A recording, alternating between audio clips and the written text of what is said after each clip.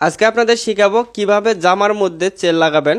প্রথমেই 2 ইঞ্চি চওড়া 2 টুকরা কাপড় নেবেন, এভাবে ডাবল ভাঁজ করে চেনের উপরে উঠিয়ে সুন্দর করে সেলাই দিবেন। এমনভাবে কাপড়টি উপরে বসাবেন যাতে চেনের লেয়ারটা দেখা না যায়।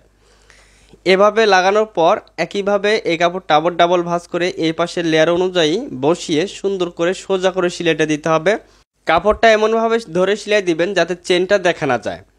এভাবে সেলাই দেওয়া হয়ে গেলে এখন আপনি যে জামাটার মধ্যে চেনটা সেট করবেন সেই জামাটা আপনার চেনের লম্বা অনুযায়ী এভাবে মাঝখানে চিহ্ন করে কেটে নিয়ে এখানে 2 ইঞ্চি পরিমাণ দুই পাশে একটু কোনা করে কাটিং করে দিয়ে এই কাপড়টাকে উল্টা পাশে এভাবে ভাঁজ করে দিতে হবে।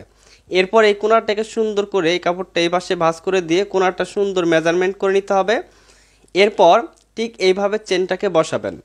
বসানোর পর সুন্দর করে ধরে চাপ সেলাই দিবেন যাতে দুই সাইডের লেয়ারটা যাতে এক সমান থাকে।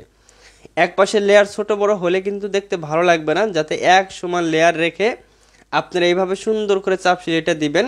আপনি যদি এইভাবে চেনটা সেট করতে পারেন তাহলে একদমই সহজ হবে এবং এই চেন লাগানোর কোয়ালিটি খুবই সুন্দর হবে, কেউ বুঝতেই পারবে না যে কোন জায়গায় চেন লাগানো আছে।